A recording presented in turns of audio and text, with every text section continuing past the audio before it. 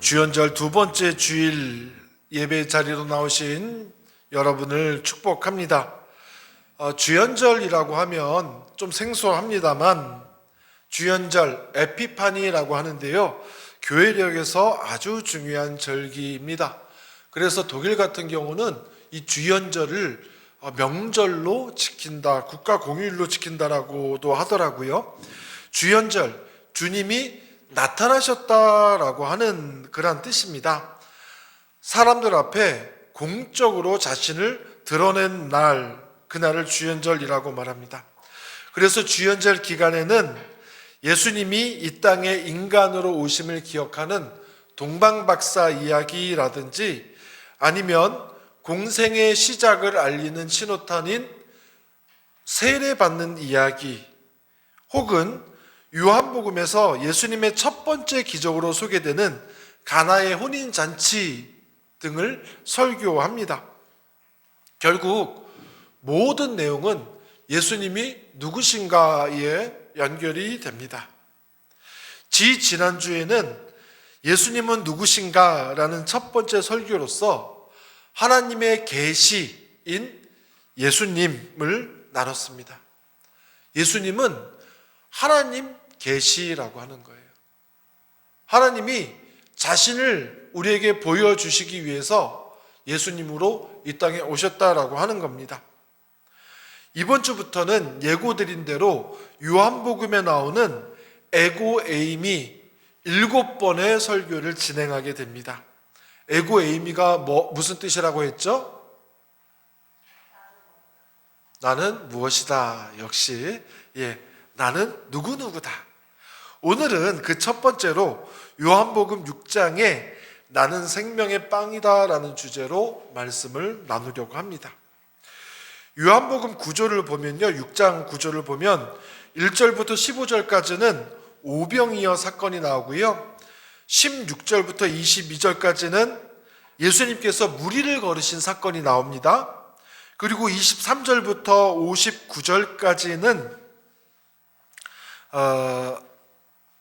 나는 생명의 빵이다 라고 하는 예수님의 선언이 길게 나와요.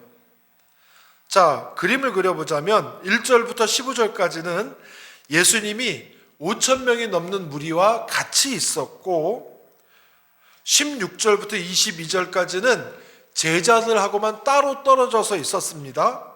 그리고 23절에서는 무리들이 다시 예수님을 쫓아온 상황입니다. 저쪽 바다 건너편에서 무리들과 같이 있다가 제자들하고는 바다 위 배에 같이 계셨고, 이쪽 땅으로 건너오면서 무리들이 굳이 그곳까지 쫓아왔다라고 하는 거예요. 그들이 왜 바다 건너까지 예수님을 찾아왔을까? 예수님은 그들의 속내를 꿰뚫어 보시고 이렇게 말씀하십니다. 26절, 우리 다 같이 한번 읽어보겠습니다. 26절 시작.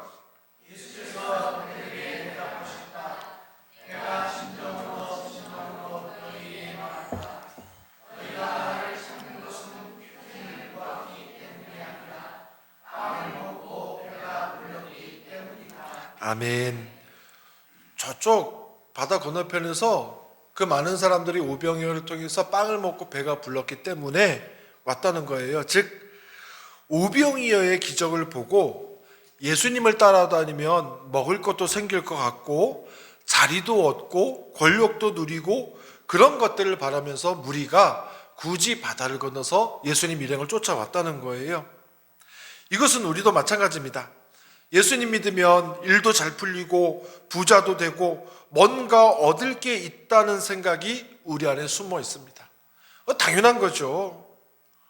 예수님 잘 믿으면 그런 복을 얻는 것 당연한 일이죠. 하지만 정작 예수님을 잘 믿고 우리의 영혼이 구원받는다든지 아니면 우리가 하나님의 생명 가운데 살아간다든지 하는 그런 동기를 찾기 힘든 요즘입니다. 예수님은 그런 기대를 품은 무리들에게 또 우리들에게 이렇게 말씀하세요. 27절 말씀 다 같이 한번 읽어보겠습니다. 시작.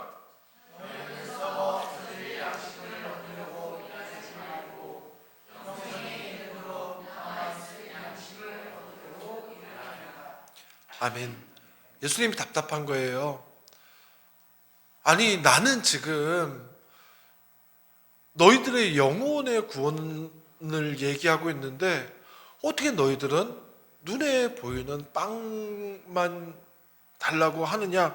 마음이 답답하신 거예요.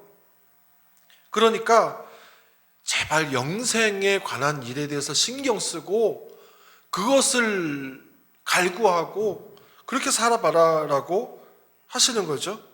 그러자 무리들이 또 예수님께 질문합니다. 28절 시작.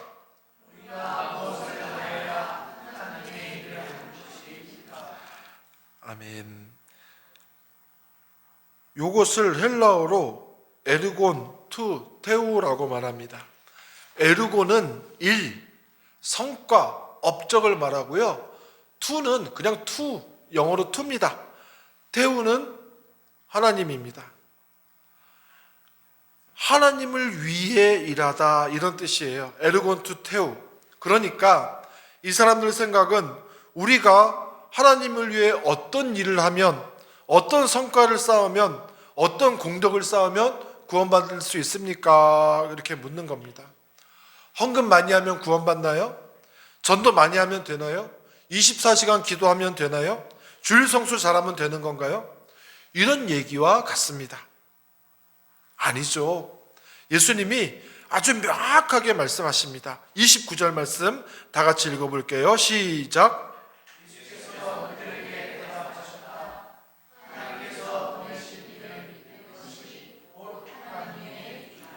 아멘. 구원을 얻기 위해서는 무엇을 하는 것이 아니라 예수님을 믿어야 한다. 그 말씀이에요. 행위가 아니라 믿음이라는 거예요.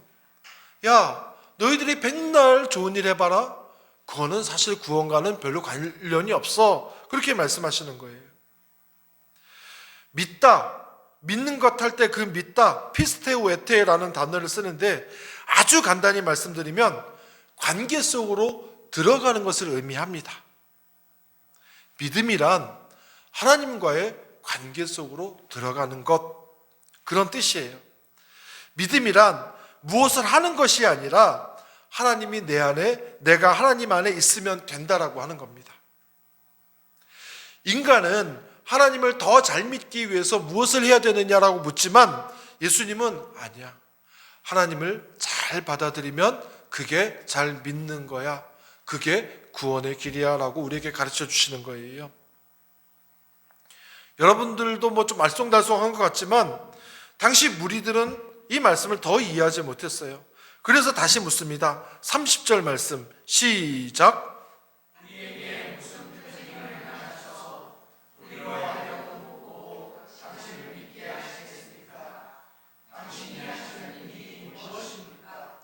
아멘.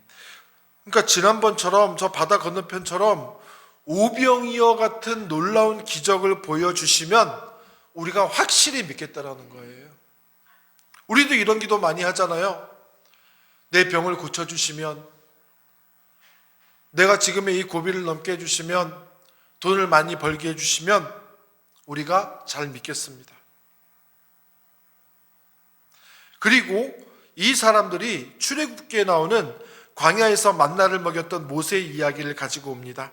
31절 말씀입니다. 우리 다 같이 한번 또 읽어볼게요. 시작.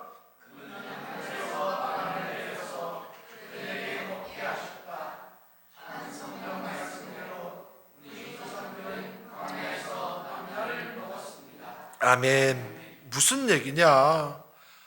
모세가 광야에서 기도를 통해서 만나가 내려왔다라는 거예요.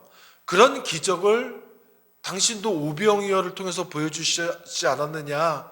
당신이 보여준 오병이어의 기적이 모세의 기적하고 똑같은 기적 아니냐라고 그렇게 얘기를 하는 겁니다. 그랬더니 예수님이 그들의 생각을 교정하십니다. 32절 시작.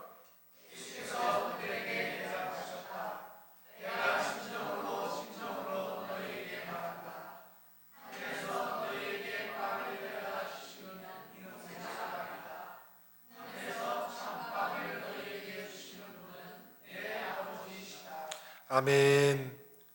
자, 모세가 빵을 내려준 게 아니라, 예수님이 빵을 내려주신 게 아니라 하나님이 빵을 내려주셨다 라고 하는 거예요.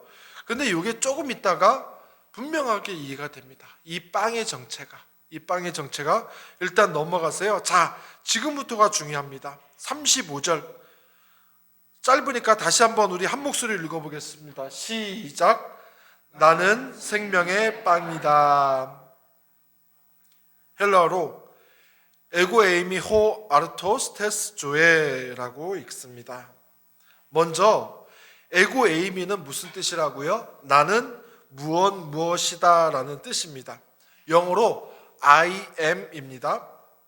그런데 중간에 무엇이다를 빼도 됩니다. 나는 무엇이다 해서 무엇이다를 빼고 해석해도 무리가 없습니다. 그렇게 되면 뭐냐? 뜻이 나는 나다라는 뜻이에요. 에고에이미가 나는 나다. 출애굽기 3장 13절에서 14절 말씀입니다. 우리 한 목소리로 읽겠습니다. 시작.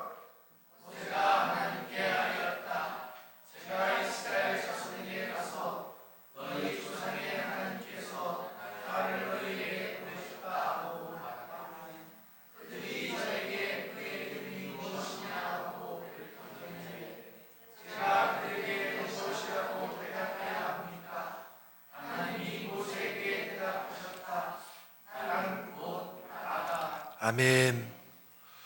이거 구약 시대 일이에요. 하나님 이름이 뭐냐고 백성들이 꼭 물어볼 텐데 그때 내가 뭐라고 대답해야 됩니까? 모세가 물으니까 하나님 대답이 이겁니다. 나는 나다. 옛 성경에는 나는 스스로 있는 자다라고 번역했어요. 영어로는 I am who I am입니다. 지금 예수님이 에고 에이미 말씀하시는 것은 출애굽기에서 하나님이 자신을 나는 나다라고 말씀하신 것처럼 백성들에게 자신의 정체성을 밝히고 있는 거예요. 나는 나다.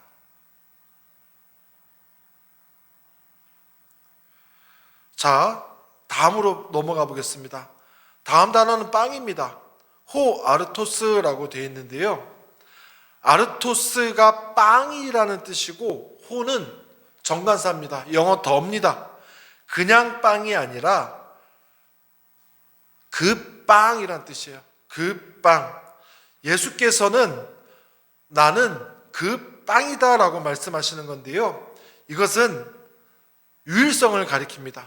여러 빵이 아니라 바로 나만이 그 빵이다라고 하는 거예요. 사람들을 먹이는 많은 빵들이 있지만 모세를 통해 매일 아침 내려주셨던 만나와도 다른 나는 유일한 빵이라고 하는 거예요. 자, 어떤 의미를 갖느냐? 그 다음에까지 쭉 가면 다 이해가 됩니다. 이제 정말 중요한 단어가 나와요. 조회입니다. 조회. 생명입니다. 조회는 요한복음 신학에서 딱 한 단어를 고르라면 조회, 생명을 골라도 무리가 없습니다. 조회는 단순한 생명이 아니라 하나님 자신에게 속한 생명의 방식을 가리키는 말입니다. 어렵죠? 설명을 해볼게요. 헬라어에는 생명을 가리키는 여러 가지 단어들이 있습니다. 첫 번째는 비오스입니다. 비오스. 우리가 자주 쓰는 영어 바이오의 원이 되는 거예요.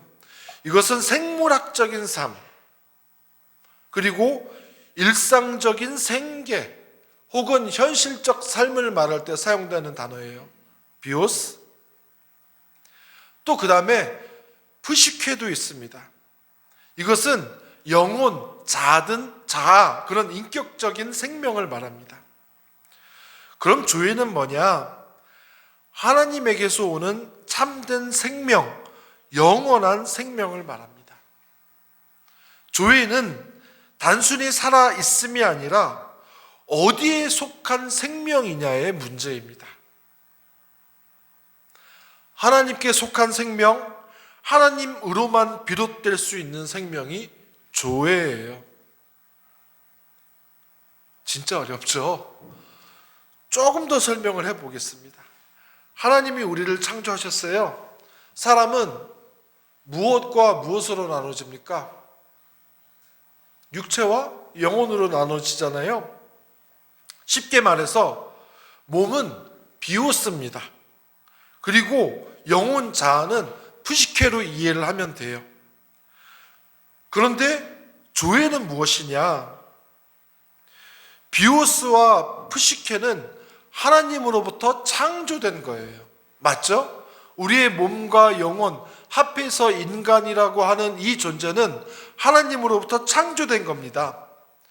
그런데 조회는 창조된 생명이 아니라 본래부터 존재하는 생명을 의미해요.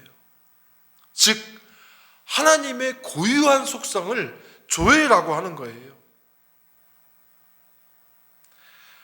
나는 생명의 빵이다 라고 하신 말씀은 예수님이 빵을 가져오신 분이 아니라 우리에게 빵 자체로 오셨다는 말입니다.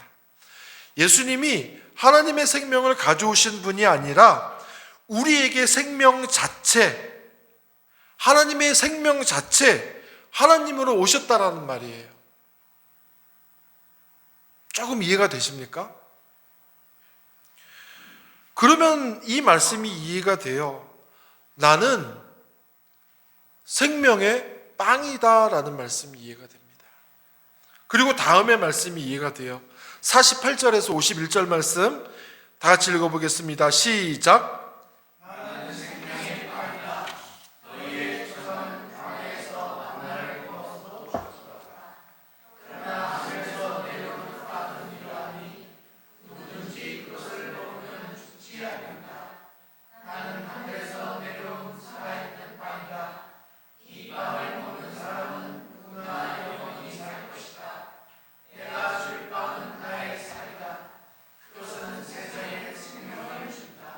아멘. 빵은 만나는 배부르게 먹어도 언젠가는 죽지만 생명의 빵인 예수님을 먹는 사람은 영원한 생명을 얻게 된다라고 하는 겁니다. 만나는 하늘에서 온 선물이지만 예수님은 선물이 아니라 하나님 자신이 내려온 것이다 라는 의미예요. 만나는 배설물로 나오겠지만 예수님의 살을 먹는 사람들은 하나님과 연합하여서 살게 됩니다. 그래서 성찬식이 중요한 거예요. 성찬식을 성찬을 받을 때 빵을 나눠주면서 뭐라고 말씀드립니까? 이것은 그리스도의 몸입니다. 그 몸을 우리 안에 받아들이면 하나님의 생명, 조회를 그 자체로 우리 안에 모시게 된다라고 하는 거예요. 그래서 우리도 영원한 생명 안에 거하게 된다라고 하는 겁니다. 예수님은 하나님을 가리키는 표지가 아니에요. 예수님은 하나님 자신이 생명에 대해서 이 땅에 내려오신 분이다라고 하는 거예요. 어렵기도 하지만 그렇게 어렵지 않습니다. 그거를 얘기하고 있는 거예요. 첫 번째 에고에임이 나는 생명의 빵이다 해서 예수님 자체가 생명이다라고 하는 말씀이에요. 사람들의 반응이 갈라집니다. 어떤 사람은 떠나고 어떤 사람은 남아요. 66절 한번 읽어볼까요? 66절 시작.